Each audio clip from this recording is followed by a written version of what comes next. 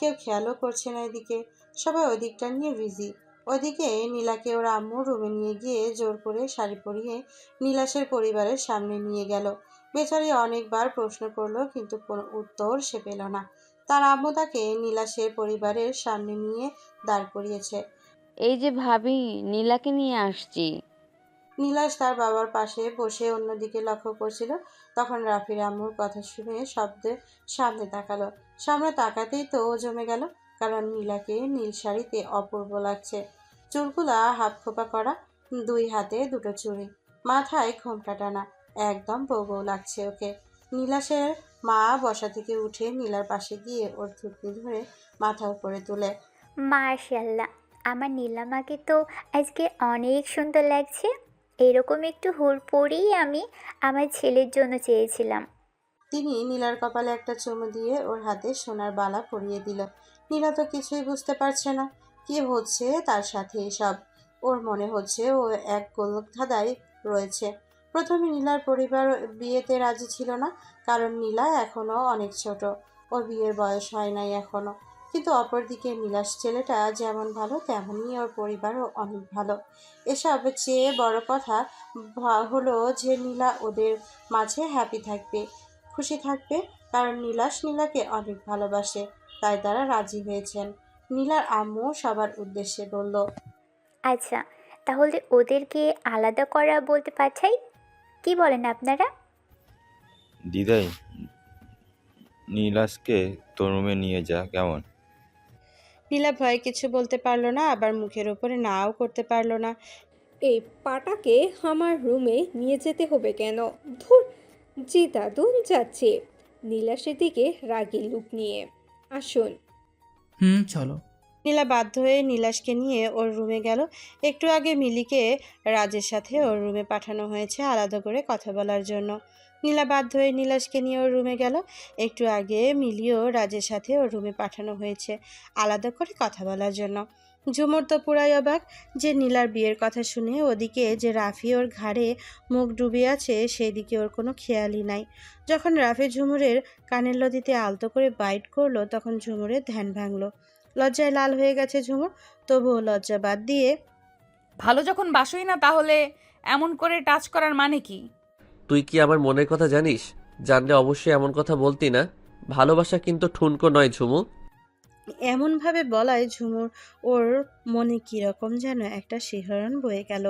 কিন্তু ও রাফির বলা শেষ কথাটা বুঝতে পারল না। ঠিক তখনই রাফির দাদু ওকে ডাক দিল। রাফি, কই তুমি দাদু ভাই? রাফি সবার সামনে ঝুমুরকে টেনে নিয়ে গেল। এই তো দাদু, কি হয়েছে বলো? তুমিও কি আলাদাভাবে টাইম স্পেন্ড করতে চাও? দাদু। তাহলে ঝুমুরকে নিয়ে যাও। তখনই লারা বলে উঠল, ঝুমুর যাবে কেন? চলো রাফি, আমি যাই তোমার সাথে। আমি যাদেরকে যেতে বলেছি তারাই যাবে। রাফি, যাও। লারা অপমানিত বোধ করলো খুব, তাই মাথা নিচু করে দাঁড়িয়ে রইল। আর রাফি ঝুমুরকে টেনে ছাদে নিয়ে যাচ্ছে। গিয়ে ছাদে দরজা লাগিয়ে দিল রাফি, যাতে আর কেউ ছাদে না আসতে পারে। অন্যদিকে নীলা নীলাশকে নিয়ে ওর রুমে এলো। নীলা তো রেগে ফোঁসফোঁস করছে, বিছানার একপাশে দাঁড়িয়ে শাড়ির আঁচল মুচড়াচ্ছে। আর নীলাশ দরজা লক করে নীলার সামনে এসে দাঁড়ালো। নীলার সামনে এসেও এক নজর তাকিয়ে আছে ওর দিকে। নীলাশের এমন তাকানোতে খুব অস্বস্তি বোধ হচ্ছে নীলার। তবুও নীলা সাহস জুগিয়ে বলল, এসবের মানে কি? কোন সবের? শুনুন, আমি কিন্তু একদম মজা করার মুডে নেই, তাই ভালোই ভালোই বলুন কি হচ্ছে এসব। তোমার আমার বিয়ের কথা পাকা করা হচ্ছে। কি? কিসের বিয়ে? কার বিয়ে? আমি তো এখনো অনেক ছোট। আমার এখন কিসের বিয়ে? আমি বিয়ে করতে পারবো না। তুমি কি বাচ্চা? ফিটার খাও আর বিয়ে করবে না কেন? তোমার এখন যথেষ্ট বয়স হয়েছে বিয়ে করার। তোমাকে তো বিয়ে করতেই হবে। কি? বিয়ে করব? আমি তাও আবার আপনাকে, যেখানে কিনা আপনি সারাক্ষণ আমার পিছনে লেগে থাকেন, আমাকে কথায় কথায় খোঁচা দেন। এখনই এসব বিয়ের পরে তো আমার জীবনটা আপনি শেষ করে দেবেন। নীলার কথা শুনে নীলা শেষে দিল আর নীলার গাল ফুলিয়ে দাঁড়িয়ে রইল। তখনই ঝপাত করে নীলার হাত ধরে টান দিয়ে নিজের কাছে মিশিয়ে নিল। তার মুখটা একদম নীলের মুখের কাছে নিয়ে গেল। হালকা বাতাস আসছে বাহির থেকে। রুম তার ফুলে নীলার কিছু চুল এসে ওর মুখের ওপরে পড়ছে। সেগুলো আলতো করে সরিয়ে দিল। নীলা তো ভয়ে চোখ বন্ধ করে নিয়েছে। আর নীলা সে এক হাতে দিয়ে নীলার কোমর জড়িয়ে ধরে অন্য হাতে দিয়ে ওর গাল স্লাইড করতে করতে বিয়ের পরে আর তোমার সাথে লাগবো না, তখন শুধু রোমান্স করব। তোমার সাথে ভালোবাসবো, এত এত আর আদর করব, খোঁচা দেওয়ার পরিবর্তে। এভাবে চুমো দেব, বুঝলে কলেজা? নীলা তো লজ্জায় একদম মনে হচ্ছে মরেই যাবে। এত লজ্জা সে কখনো পায় নাই। লজ্জায় তার ফর্সা মুখটা লাল হয়ে গেল। নীলার এইরকম লজ্জা মাখা মুখ দেখে নীলাশ বলল, ওর কপালের সাথে কপাল টেকে আমার বউটা দেখে লজ্জায় একদম লাল হয়ে গিয়েছে। ইস, এত লজ্জা পেও না গো বউ, তাহলে যে নিজেকে আর কন্ট্রোল করতে পারবো না। বিয়ের পরে সব লজ্জা ভেঙে দিব। ভালোবাসি প্রিয়, খুব খুব ভালোবাসি। বউ ডাক শুনে নীলার প্রতিটা লোম দাঁড়িয়ে গেল। মনে হচ্ছে ওর আজকে শেষ দিন। লজ্জায় সে মুখ তুলতেই পারছে না।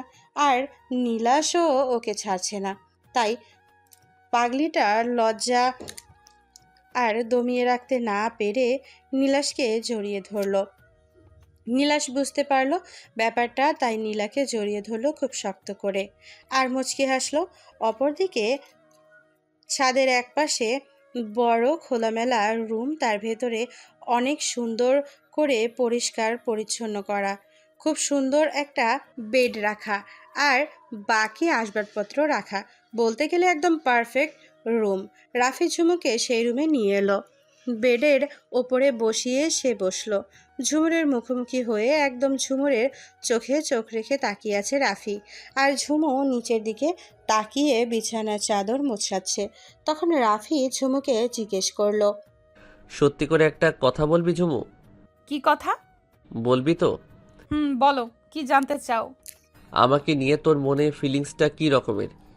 কথাগুলো শুনে ঝুমু হতবাক হয়ে গেল। সে ইতস্তত বোধ করছে। কি হলো বল, নাকি তোর মনে আমার জন্য কোনো ফিলিংসই নাই?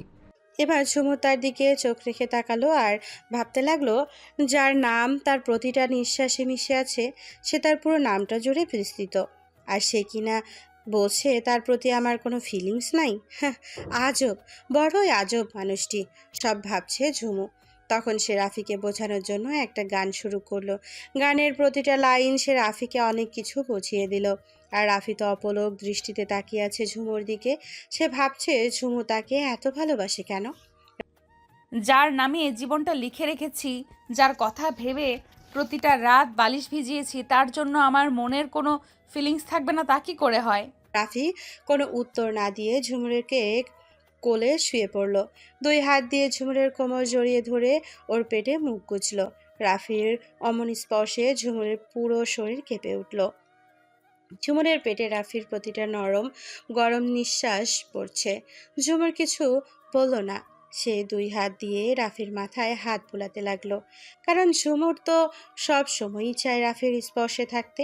ঝুমুরের খুব ইচ্ছে করছে রাফির কপালে এই অবস্থায় একটা চুমু দিতে, কিন্তু তার সাহসে কুলাচ্ছে না।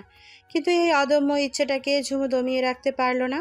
মাথা নিচু করে রাফির কপালে আলতো করে একটা চুমু দিল। রাফি সেটা বুঝতে পেরে হালকা হাসলো। আরো শক্ত করে ঝুমুরের কোমর জড়িয়ে ধরল। তখন ঝুমু বলল, এই ছাড়ো প্লিজ, নিচে যাব আমি। তুই নিচে গিয়ে কি করবি? শুধু শুধু ডিস্টার্ব করিস না তো, চুপ করে বসে থাক। অনেক কাজ আছে, নীলার সাথেও কথা আছে। অনেকক্ষণ তো হয়েছে এখানে এসেছি, এখন তো নিচে যাই প্লিজ। বেশি কিছু করলে ওকে আর আমার সারপ্রাইজ দেওয়া হবে না, সব বুঝে যাবে। যেটুকু করেছি এতেই হবে। এখন শুধু ধৈর্য ধরতে হবে। ওকে চল, আমিও যাব। এরপরে তারা নিচে চলে গেল। মিলি, রাজ, নীলা, নীলাশও নিচে চলে এসেছে। পরিবারের বড়রা মিলে বিয়ের দিন তারিখ ঠিক করলো। 15 দিন পরে এঙ্গেজমেন্ট, দেন তারপরে 4 দিন পরে বিয়ে। 15 দিন পরে এঙ্গেজমেন্ট, দেন তার 4 দিন পরে বিয়ে। প্রথম দিন মেহেন্দি অনুষ্ঠান, দ্বিতীয় দিন গায়ে হলুদ, তৃতীয় দিন বিয়ে। এইসব অনুষ্ঠানগুলো কক্সবাজারের একটা রিসর্টে বসে হবে। নীলাশদের একটা নিজস্ব রিসর্ট আছে। এঙ্গেজমেন্টের 4 দিন আগেই ওরা কক্সবাজারে চলে যাবে। এই 4 দিন ঘুরতে পারবে। আবার অনুষ্ঠানগুলো তো সব ওখানেই বসে হবে। আর বাকি 11 দিন সবাই শপিং করা সম্পন্ন করবে। এদিকে একপাশে দাঁড়িয়ে ঝুমু নীলাকে খোঁচাচ্ছে। খোঁচাতে খোঁচাতে আর লজ্জা দিতে দিতে ঝুমুর নীলাকে একদম অতিষ্ঠ করে তুলছে। আর নীলা বেচারি লজ্জায় না পারছে কিছু বলতে আর না পারছে সইতে। ঠিক তখনই মিস্টার আশরাফ চৌধুরী মনে রাফির আব্বু রাফির বিয়ের ঘোষণা দিয়ে বললেন, আচ্ছা সবাই শুনুন, আরও একটা সুখবর আছে, আর সেটা হলো একই দিনে আমার ছেলে রাফিরও বিয়ে হবে আমার পছন্দের মেয়ের সাথে। সবাই তার কথা শুনে অবাকের চরম পর্যায়ে আছে, শুধুমাত্র বড়রা বাদে। লারা আর রিয়ার মতো অবস্থা সেই রকমের। লারা আর রিয়ার তো অবস্থা সেই রকমের, কারণ রাফি হলো ওদের ক্রাশ। যারা সিক্রেট ব্যাপারে জানে না তারাই অবাক হয়েছে। সব থেকে বেশি অবাক হয়েছে ঝুমুর। মানে মনে হচ্ছে কেউ ওর থেকে ওর কলিজাটাকে নিয়ে মুহূর্তেই ঝুমুরের মন ভেঙে চুরমার হয়ে গেল। ও দাঁড়িয়ে থাকার শক্তিটুকু পাচ্ছে না। ওর চোখ দুটো ছলছল করছে। ওর চোখ রাফির দিকে গেল, দেখতে পেল রাফির মুখে হাসি লেগেই আছে। মুখ থেকে এক মুহূর্তের জন্য হাসি নড়ছেই না। রাফির এই খুশি দেখে ঝুমুরের মন পুড়ে ছাই হচ্ছে। তখনই রাফির দাদু বলে উঠল, তবে পাত্রীকে সেটা এখন কেউ জানতে পারবেন না, একদম এঙ্গেজমেন্টের দিনই সবাই জানতে পারবে যে কার সাথে রাফির বিয়ে হচ্ছে। এই কথা শুনে রাফি মুচকি হাসলো। সে ঝুমুরকে সারপ্রাইজ দিতে বলে ওর দাদু সহ যারা জানে তাদেরকে অনুরোধ করেছে কিছু না বলতে। তারাও সবাই রাজি হয়েছে ওর কথায়। অন্যদিকে সবাই রাফিকে কংগ্রাচুলেশনস জানালো। ঝুমুর নীলাকে বলল, আমার না এত চেঁচামেচি ভালো লাগছে না, খুব মাথা ব্যথা করছে। আমি একটু আমার রুমে গেলাম। নীলা বুঝতে পারে যে ঝুমুর কেন রুমে যেতে চাচ্ছে। সে নিজেও তো অবাক হয়েছে রাফির বিয়ের কথা শুনে। এটাও জানে না যে কার সাথে রাফির বিয়ে হচ্ছে। ঝুমুরের জন্য ওর প্রচণ্ড খারাপ লাগছে। সে বলল, বেশি খারাপ লাগছে তোর ঝুমু? আমি আসবো তোর সাথে। আরে না না, তেমন কিছু না, একটু রেস্ট নিতে হবে, তাহলেই এসব ঠিক হয়ে যাবে। তুমি এখানে থাকো, আমি যাই, কেমন? ওকে আর কথা বলার সুযোগ না দিয়ে রুমে চলে এলাম। ঝুমুর রুমে এসে দরজা লাগিয়ে বিছানায় ধপাস করে শুয়ে কান্না করছে। ওর মনে হচ্ছে ওর কলিজা ধরে কেউ টানছে। রাফি ছাড়া যে ওর জীবনটা অসম্পূর্ণ। একটা সেকেন্ডও যে রাফিকে ভুলতে পারবে না সে। ওর এখন ইচ্ছে হচ্ছে এখনই মরে যেতে। কাঁদতে কাঁদতে চোখ মুখ ফুলিয়ে ফেলেছে। আমি তোমাকে ছাড়া বাঁচবো না রাফি ভাই, বাঁচবো না। কেন আমার সাথে তুমি এমন করলে? কি দোষ করেছি আমি তোমার সাথে?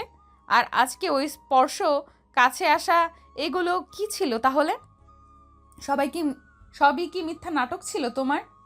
ঝুমুর চিন্তা করছে ও এখন কি করবে। ওর ইচ্ছে করছে মরে যেতে। বেঁচে থাকার ইচ্ছেটাই মরে গেছে এখন। কিন্তু ওর যদি এখন কিছু হয় তাহলে তো পুরো বাড়িতে একটা শোকের ছায়া নেমে আসবে। ঝুমুর ওদের সবার আনন্দ মাটি করে দিতে চায় না। তবে আজ না হয় কাল ও নিজের ক্ষতি নিজে করবেই। আমি সাদরেই মৃত্যুকে গ্রহণ করে নিব। যেখানে তুমি আমার হওনি সেখানে আমার টিকে থাকার কোনো মানেই হয় না। আমি এতটা দয়ালু নয় যে নিজের ভালোবাসার মানুষকে অন্য কারো হতে দেখব। তুমি সুখে থাকবে রাফি ভাই, খুব সুখে থাকবে। আমি যেভাবে তোমাকে পাগলের মতো ভালোবেসেছি সেভাবে তোমাকে আর কেউ ভালোবাসবে না, কখনোই না। উফ, মাথা ব্যথা করছে খুব।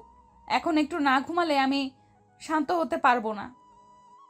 তারপর ঝুমুর ঔষধ বের করলো। সেখান থেকে 2টা ঘুমের ওষুধ খেয়ে ধপাস করে শুয়ে পড়লো বিছানার ওপর।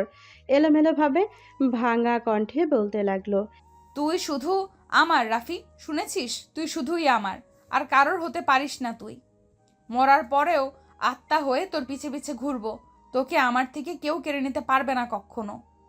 বড্ড ভালোবাসি যে তোকে, বড্ড ভালোবাসি। এসব বলতে বলতে ঝুমুর ঘুমিয়ে গেল। তখন প্রায় রাত 8টা বাজে। এদিকে মেহমানরাও বিদায় নিল। পরশুদিন থেকে শপিং করা শুরু করবে। 3টা বিয়ে বলে কথা, প্রচুর কেনাকাটা করতে হবে। যেসবে সবাই বিয়ের কথা নিয়ে আলোচনা করছিল তখন রাফি শুধুমাত্র চোখ দিয়ে ঝুমুরকে খুঁজছিল, কিন্তু পেল না। মেহমানরা চলে যাওয়ার পর রাফি নীলার কাছে গিয়ে জিজ্ঞেস করলো যে ঝুমুর কোথায়। তখন নীলা বলল যে ঝুমুর নাকি মাথা ব্যথা করছিল তাই ওর রুমে গেল। নীলার কথা শুনে রাফি তড়িঘড়ি করে রাফি ঝুমুরের ঘরে এলো। এসে দেখলো যে ঝুমুর এলোমেলোভাবে ঘুমিয়ে আছে, চুলগুলো এদিক সেদিকে ছড়িয়ে আছে। রাফি গিয়ে ঝুমুরের পাশে বসে আস্তে করে ওর মুখটা তুলে বালিশে শুয়ে দিল, আর ছাড়ানো চুলগুলো মুখ থেকে আলতো করে সরিয়ে কানের নিচে গুজে দিল। রাফি বুঝতে পারছে ঝুমুরের এমন হবার কারণ। ও কল্পনা করতে পারছে না যে একটা মেয়ে তার ভালোবাসা পাওয়ার জন্য কতটা সাফার করতে পারে। ঠিক কতটা ভালোবাসলে প্রিয় মানুষটার জন্য এমন করা যায়। একটু ধৈর্য ধর ঝুমু, দেখবি তোর ভালোবাসা পূর্ণতা পাবে, আমাদের ভালোবাসা সারা জীবন অটুট থাকবে। শুধুমাত্র কয়েকটা দিন অপেক্ষা কর, তারপরে আমাদের দুটি মন এক হয়ে যাবে। কোনো এক পূর্ণিমার রাতে তুই আর আমি এক হব, এক হবে তোর আর আমার ভালোবাসা। I love you Jhumur, I love you আমার পাগলিটা। রাফি আর ঝুমুকে জাগালো না, গায়ে একটা চাদর জড়িয়ে দিয়ে নিচে চলে গেল। আর নীলা আগে থেকেই পরিবারের সবাইকে বলে রেখেছে যে ঝুমুর মাথা ব্যথা করায় ওষুধ খেয়ে ঘুমিয়ে গেছে, তাকে যেন ডিস্টার্ব না করা হয়। দেখো দেখো কি কাণ্ড, না খেয়ে ঘুমিয়ে গেল আমার মেয়েটা।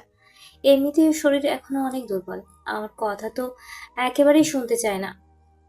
চিন্তা করো না, আগে আমি আগে থেকে আমার সাথে বিরিয়ানি আর স্যান্ডউইচ খাইয়েছি জোর করে, সো এখানে না খেলেও কোনো সমস্যা হবে না। এই না আমার লক্ষ্মী বোনটা, খুব ভালো কাজ করেছিস। আমি আবার খারাপ কাজ কখন করলাম? তুই আসলে একটা মাথা মোটা ছাগল। আমি কি তোকে এগুলো বলেছি যে তুই খারাপ কাজ করেছিস? বলো লাভ, তবে ইঙ্গিতে তো বলছোই। কখনো না। ঝগড়ুটে গরু, ঝগড়া করার আর কোনো উপায় খুঁজে পাস না, তাই না? আব্বু, আম্মু, দেখো না তোমাদের গুণধর ছেলে আমাকে কি সব বলছে। কি শুরু করেছিস তোরা আবার? বাচ্চাদের মতো ঝগড়া করা ছাড়া আর কি কোনো কাজ নেই তোদের? হাতে গোনা কয়েকদিন পরে তোদের বিয়ে, আর তোরা কি এখন মারামারি করছিস? তোদের কাছ থেকে তোদের বাচ্চা কাচ্চা কি শিখবে? এবার রাফি আর নীলার দুই ভাই বোনের জায়গা মতো লাগছে, লজ্জায় দুইটা লাল হয়ে গেছে।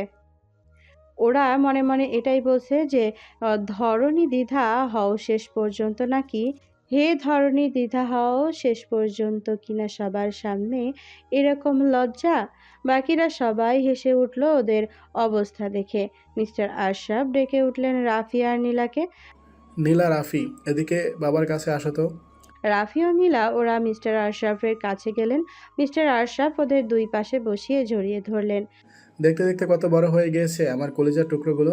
আমার তো বিশ্বাসই হচ্ছে না কয়দিন পরে আমার পাখি দুইটার বিয়ে। আব্বু, আমি বিয়ে করব না। আমি তোমাকে না দেখে এক মুহূর্তও থাকতে পারবো না। মিস্টার আশরাফের চোখেও ছলছল করে উঠল। তার একমাত্র আদরের মেয়ে নীলা প্রচুর ভালোবাসে ওকে। অনেক দিন একটা ফুলের টোকাও কোনোদিন একটা ফুলের টোকাও লাগতে দেয় নাই। নীলাকে একবার না দেখলে ওনার পুরো দিনটা ভালো কাটে না। ঠিক তেমনই ঝুমুরও মিস্টার আলতাপের একমাত্র চোখের মণি, ওকে সেও চোখে হারায়। রাফির সাথে ঝুমুরের বিয়ে দিতে তিনি রাজি হয়েছেন, তার প্রধান কারণ হলো বিয়ের পর ঝুমু তার চোখের সামনেই থাকবে। আর দ্বিতীয় কারণ, রাফির চোখে তিনি ঝুমুরের জন্য ভালোবাসা দেখতে পেয়েছেন। তিনি যেভাবে ঝুমুরের কেয়ার করে তেমনি রাফিওকে আগলে রাখে। বড় কথা হলো ওনার মেয়েটা তো ওনার চোখের সামনেই থাকবে। আর যে জায়গায় রাফি দাদুও বিয়ে ঠিক করেছেন, সে জায়গায় কেউ আসতে পারবে না সে বিয়ে ভাঙতে, কারো এমন দুঃসাহস নাই। তারপরেও ওরা সবাই বিয়ের কেনাকাটা নিয়ে কিছুক্ষণ আলোচনা করে যে যার রুমে চলে গেল, সবাইকে গুড নাইট বলে সবাই যার যার রুমে চলে গেল। কিন্তু রাফি গেল ঝুমুরের রুমে, গিয়ে দেখলো ঝুমু গুটিসুটি মেরে বিড়াল ছানার মতো ঘুমিয়ে আছে। রাফি অপলকভাবে ঝুমুরের দিকে তাকিয়ে আছে। এই মেয়েটাই তো আমার প্রাণ ভোমরা, এই মেয়েটাই তো আমার বেঁচে থাকার কারণ। আর কিছুদিন তারপর তোকে আমি নিজের করে পাবো। আমার দেয়া কষ্টগুলোকে তার থেকে দ্বিগুণ ভালোবাসা দিয়ে ভুলিয়ে দিব। তোর চোখের কোণে এগুলো পানি আসতে, তোর চোখের কোণে কখনো পানি আসতে দিব না। দুই হাত দিয়ে ঝুমুরের দুই গাল ধরে ওর ঠোঁটে আলতো করে একটা কিস করে রাফি ওর রুম থেকে চলে গেল। পরদিন সকাল 10টার সময় ঝুমুর ঘুম ভাঙলো।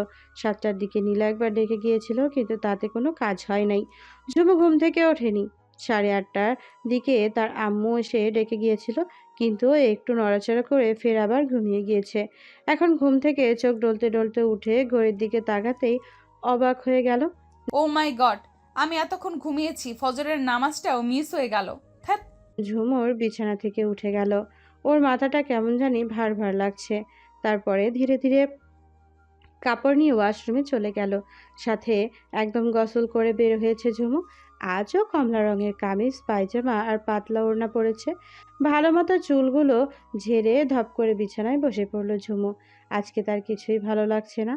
দুই হাত দিয়ে চুলের মধ্যে হাত দিয়ে চুপটি করে বসে আছে। এই জীবন ঝুমুরের কাছে নরকের মতো। হে আল্লাহ, তুমি আমাকে তোমার কাছে নিয়ে যাও প্লিজ। আমি যে আর এত কিছু সহ্য করতে পারছি না। প্রিয়জনকে হারানোর থেকে মরে যাওয়া অনেক অনেক গুণ ভালো। এই বিরহের যন্ত্রণা আমি কি করে লাঘব করব। কোন সময় নিচ থেকে ঝুমুরকে ওর আম্মু ডেকে উঠল। ঝুমুর তাড়াতাড়ি করে চোখ মুছে নিল, কারণ সে কাউকে তার কষ্টের কথা জানতে দিবে না। ঝুমুর তড়িঘড়ি করে নিচে যাচ্ছে, ওর চুলগুলো বাতাসে উড়ছে আর কাঁধে বারবার বাড়ি খাচ্ছে। ঝুমুরের আম্মু খাবার টেবিল সাজাতে ব্যস্ত, রাফি সোফায় বসে বসে ফোন টিপতেছে। আর তুষার রাফির পাশে ঝুমুকে কোলে নিয়ে বসে টিভি দেখছে। আর ওর বাকি চাচিরা সহ তুষারের বউ বা সবাই রান্নাঘরে ব্যস্ত, কারণ এখন থেকেই একজন দুজন করে মেহমান আসতে শুরু করেছে। বিয়েবাড়ি বলে কথা, ঝুমুর আসতেই সেটা ওর আম্মু দেখতে পায় নাই, তাই আবারও ডাক দিল। ঝুমু, এই ঝুমু। আর ডাকতে হবে না, আমি এসে গেছি। ঝুমুর কথা শুনে রাফি ওর দিকে ঝট করে তাকালো, সিঁড়ির দিকে। ঝুমুরকে দেখার পরে রাফির হার্টবিট বেড়ে গেল। ওর মনে হচ্ছে ওর হৃদস্পন্দন বাহির থেকে লাউড স্পিকার শোনা যাচ্ছে। তার পাশে বসা তুষার তো হয়তো শুনতে পাবে। ও হাঁ করে তাকিয়ে আছে ঝুমুরের দিকে। ও হাতে থাকা ফোনটা ধপ করে কোলে পড়ে গেল। পাশ থেকে তুষার রাফির এমন রিয়াকশন দেখে মুচকি হাসলো। ও ভাই, আমার বোনের উপরে নজর লেগে যাবে, এভাবে দেখিস না। তুষার ওর কানের কাছে গিয়ে কথা বলার ওর ধ্যান ভাঙলো। ও হেসে তুষারের পিঠে একটা জোরে কিল বসিয়ে দিল। আমার বউকে আমি দেখবো না তো কে দেখবে? আর নজর লাগলে তো আমার নজরই লাগবে। সো বৎস, তোমার চরকায় তুমি তেল দাও। পিঠ ভেঙে ফেলেছে রে ও মা গো। এই যে মিস্টার চুটকো, বিয়ে কিন্তু এখনো হয়নি। হওয়ার পরে বউ ডাকিস আর মন ভরে দেখিস। এই যে মিস্টার ভুটকো, বিয়ে হতে আর কতক্ষণ? তারপরে তো আমার বউই, বুঝছস? এমন সময় রাফির ফোন বেজে উঠল। নীলাশ ফোন দিয়েছে। বাহির থেকে ওর সাথে কিছুক্ষণ কথা বলে আবার ভেতরে এসে বসলো। কে ফোন দিয়েছিল? বিলাস ফোন দিয়েছিল, কি বলেছে? বলেছে যে আজ থেকে শপিং শুরু করতে। আন্টি না কি বলেছে, আজ থেকে শপিং শুরু করলে আর কোনো চাপ থাকবে না। তাই আজকে আমরা শপিংয়ে যাব, আর ওদিক থেকে ওরা আসবে। কয়টার দিকে যাবে? 1 ঘন্টা পর 12টার দিকে। ও তাহলে আস্তে আস্তে সবাই রেডি হয়ে নাও, পরে বের হলে দেরি হয়ে যাবে। রান্নাঘর থেকে ওড়না চলে আসলো। আমার আম্মুটা আমার সাথে অনেক দুষ্টুমি করেছে, অনেক এনার্জি লস হয়েছে, ওকে কিছু খাইয়ে দাও। অর্ণা ঝুমাকে নিয়ে রুমে চলে গেল। আর এদিকে নীলা, রিয়া, জিনিয়া, ঈশিতা ওরা সবাই নিচে এসেছে। আর ঝুমুর বসে খাবার টেবিলে নাস্তা করছে। ঈশিতা এসে ঝুমুরের পিঠে একটা কিল দিল, তাতে ঝুমুর চমকে উঠল। ঈশিতার দিকে তাকাতেই ও হেসে দিল। এতক্ষণে তোর ওঠার সময় হলো জাম্বু? তোর অনুপস্থিতির জন্য আমরা কিছু ডিসকাসও করতে পারছি না। কি ডিসকাস করতে চাও বুঝলাম না। যার জন্য আমাকে দরকার। আরে গাধি, বিয়ের জন্য কি কি শপিং করব তা নিয়ে তোর সম্পূর্ণ মন্তব্য দরকার আমাদের। কোন ড্রেস চুজ করব ইত্যাদি ইত্যাদি। তোমাদের যা যা ভালো লাগবে তাই তাই কিনে নাও গিয়ে। আমাকে লাগবে কি জন্য হুদাই? কেন, তুই কিছু বলবি না চুমু? না, আমার যথেষ্ট জামা কাপড় আছে, আমার কিছু কিনা লাগবে না। আর আমি শপিংয়ে যাব না। তুই তো জানিস আমি ভিড় পছন্দ করি না। বলে কে মেয়ে? যেই মেয়ে শপিং করার জন্য পাগল আর সেই কিনা আজ শপিংয়ে যাবে না? এ তো দেখছি ভূতের মুখে রাম রাম। এই কথা বড় আম্মু আর মেজ আম্মু শুনলে তোকে পিটিয়ে তক্তা বানিয়ে ফেলবে বোন। তখনই রান্নাঘর থেকে রাফির আম্মু হক ভেসে এলো। এই রে, কে যাবে না শপিংয়ে বলছে? তখনই রান্নাঘর থেকে রাফির আম্মুর হাঁক ভেসে এলো। ঝুমু জড়সড় একটা ঢোক গিল। আর তখনই ওর চোখ গেল রাফির ওপরে। রাফি ওর দিকে অগ্নিদৃষ্টিতে তাকিয়ে আছে। ঝুমু তাড়াতাড়ি চোখ সরিয়ে নিল। তখন নীলা জোরে জোরে বলতে লাগলো। ও আম্মু, ঝুমু বলছে ও নাকি শপিং করতে যাবে। এই কথা শুনে রাফির আম্মু রান্নাঘর থেকে একটা বেলুন হাতে নিয়ে বের হয়ে এলেন ঝুমুর কাছে এসে। আরেকবার বলতো এমন কথা। না মানে বড় আম্মু, হয়েছে কি, আমি না সেদিন কতগুলো শপিং করে আসলাম, আমার এতেই হবে। আবার নতুন করে কিনে শুধু শুধু টাকা নষ্ট করার কি দরকার? আর আমার ভালোও লাগছে না বড় আম্মু। আমি কি করে দেখবো আমার ভালোবাসার মানুষ অন্য মেয়ের জন্য শাড়ি গহনা বাকি সব চুজ করবে, কিনবে? ওসব তো আমি সহ্য করতে পারবো না। কিভাবে আমি যাব শপিংয়ে? আমি এত কিছু বাহানা শুনতে চাই না, আর না চাই বুঝতে। ঝুমো, আমি যখন বলেছি তুই যাবি, তখন তুই যাবি, ব্যাস। শুধুমাত্র আজকের দিন না, যতদিন বিয়ের জন্য শপিং করতে যাওয়া হবে, প্রতিদিন তোকে যেতে হবে। আর এটাই ফাইনাল, আর কোনো কথা শুনতে চাই না। মাঝে মাঝে কি যে হয় না মেয়েটার। ঝুমু অসহায়ভাবে তাকিয়ে আছে। কি আর করার, শেষ পর্যন্ত ওর বড় আম্মুর কথায় রাজি হতেই হলো। কারণ আর যাই করুক না কেন, ঝুমু কখনো ওর বড় আম্মুর কথা ফেলতে পারে না। ওকে ওকে, আমি যাব। এবার খুশি? বনু অনেক। চল এবার আমাদের সাথে। এরপর ওরা সবাই ঝুমুকে টেনে নিয়ে গেল মিলির রুমে। মিলির রুমে নিয়ে ওকে বসিয়ে সবাই ওর চারপাশে গোল হয়ে বসলো। আর কি কিনবে বা কি কিনবে না এসব নিয়ে আলোচনা করতে লাগলো। মাঝে মধ্যে বাধ্য ঝুমু মাঝে মধ্যে শুধু হ্যাঁ না করছে, যাতে করে ওরা বুঝতে পারে যে ঝুমু ওদের কথায় সাড়া দিচ্ছে। কিন্তু ঝুমুরের মন তো এখানে নাই, ওর মন তো পড়ে আছে রাফির কাছে। আস্তে আস্তে রাজদের পরিবার আর নীলাশদের পরিবারের সবাই চলে এলো রাফিদের বাড়িতে। বাড়ির সবাই আগে থেকে রেডি হয়ে আছে। ওরা আসতেই সবাই শপিংয়ের দিকে রওনা দিল। 3টা বড় টয়োটা হিরো গাড়ি ভর্তি হয়ে গেল, শুধুমাত্র ঝুম, নীলা, রাফি আর নীলাশ বাদে। কারণ ওরা গাড়ি ভর্তি হবার পরে এসেছে। অন্যদিকে ঝুমু যখন এসে দেখে যে সবাই উঠে পড়ায় 3টা গাড়ি কোনোটাই তিল পরিমাণও জায়গা নাই, তখনও মনে মনে অনেক খুশি হয়েছে এইটা ভেবে যে ওকে আর যেতে হবে না। কিন্তু ওর খুশিটা টিকলো না। রাফি ওর হাত ধরে টেনে নিয়ে যেতে লাগলো। ঝুমু বারবার ওর হাত ছাড়ানোর চেষ্টা করছে। আমি যাব না প্লিজ রাফি ভাইয়া। আর এত মানুষ শপিং মলে গিয়ে কি হবে? তার থেকে আমি বরং বাড়ি থেকে যাই না, প্লিজ প্লিজ। এবার রাফি প্রচণ্ড রেগে ঝুমুকে ধাক্কা দিয়ে একটা গাড়ির সাথে মিশিয়ে 2 পাশে 2 হাত দিয়ে একদম মুখোমুখি করে জিজ্ঞেস করলো, আরেকবার বলতো আগে কি বলেছিস? আমি ওর রাগ দেখে এক ঢোক গিলে আমি যাব না। এই কথা বলার সাথে সাথে রাফি ঝুমুরের ঠোঁট 2টি দখল করে নিল। ইচ্ছে মতো চুষতে লাগলো রাফি। প্রায় 2-3 মিনিট পরে ছেড়ে দিল। ঝুমু তখনও চোখ বন্ধ করে আছে, আর রাফি নেশা ভরা চোখে ঝুমুর দিকে তাকিয়ে আছে। ঝুমু আজকে বোকার মতো কমলা রঙের হিজাব পরেছে ইরানি স্টাইলে। ঝুমুরের ঠোঁটগুলো এখনও কাঁপছে। রাফি তা দেখে মুচকি হাসে, ওর নাকের সাথে নাক ঘষে। এখন আবার বলতো কি বলেছিলি তখন? ঝুমু ভয়ে ভয়ে চোখ খুলল। আমি যাব। এই তো গুড গার্ল, চল এখন আমার সাথে। এই বলে রাফি ঝুমুরের হাত ধরে নিয়ে যেতে লাগলো। ঝুমু অবাক হয়ে রাফির দিকে তাকিয়ে আছে। এতটাই অবাক হয়েছে যে ওকে প্রশ্ন করতেই মনে নাই যে কয়দিন পরে রাফির বিয়ে। তাহলে ও ঝুমুকে কেন কিস করলো ওর হবু বউকে বাদ দিয়ে? কিন্তু আফসোস এই প্রশ্নটা ওর পেটেই রয়ে গেল, আর জিজ্ঞেস করা হলো না। রাফি ঝুমুরকে নিয়ে একটা গাড়ির সামনে সিটে বসে ওর পাশে ড্রাইভিং সিটে রাফি বসলো, আর পেছনে নীলাশ গাড়ি চালাতে শুরু করলো। রাফি ঝুমুকে নিয়ে একটা গাড়ির সামনে সিটে বসিয়ে ওর পাশে ড্রাইভিং সিটে রাফি বসলো, আর পেছনে নীলাশ গাড়ি চলতে শুরু করলো। বাকি গাড়িগুলা ওদের আগেই বের হয়ে গেল। রাফি গাড়ি চালাচ্ছে আর ঝুমুরের দিকে তাকাচ্ছে। ঝুমুরের ক্লান্ত লাগছে খুব, তাই গাড়ির সিটের সাথে হেলান দিয়ে চোখ বুজে আছে। আর নীলা ও নীলাশ পেছনে বসে মাঝে মাঝে টুকিটাকি কথা বলছে। প্রায় 30 মিনিট পর শপিং মলে পৌঁছেছে এরা। গাড়ি থেকে নেমে সবাই শপিং মলের ভেতরে প্রবেশ করলো। একজন আরেকজনের সাথে হেসে হেসে কথা বলছে, আর রাফি ঝুমুরের হাত ধরে হাঁটছে। ঝুমুর আবেগী চোখে রাফির দিকে তাকিয়ে আছে। ওর হঠাৎ করে মনে পড়ে গেল আজ থেকে 5 বছর আগেও রাফি শপিং মলে এলে এরকম করে ঝুমুর হাত ধরে থাকতো।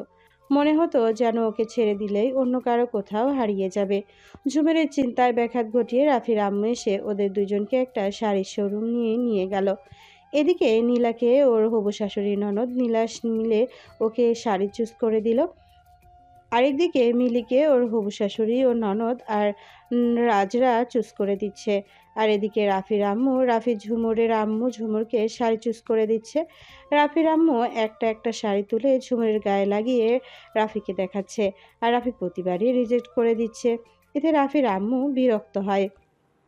বাপ আমার, দয়া করে আমাকে রেহাই দে, আমি আর পারবো না, তোর তো কিছুই পছন্দ হয় না আমার, এবার বিরক্ত লাগছে।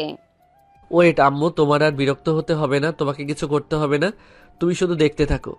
এবার রাফি ঝুমুরকে পা থেকে মাথা পর্যন্ত একবার পর্যবেক্ষণ করে নিল, তারপরে ওর কাজে নেমে পড়ল। আর এদিকে ঝুমু তো অবাক, ওর সাথে কি হচ্ছে। এখন পর্যন্ত সব ওর মাথার উপর দিয়ে যাচ্ছে। প্রায় 15 মিনিট পরে রাফি ভিন্ন রঙের কয়েকটা শাড়ি নিয়ে এলো। এবার ওর আম্মুকে বলল,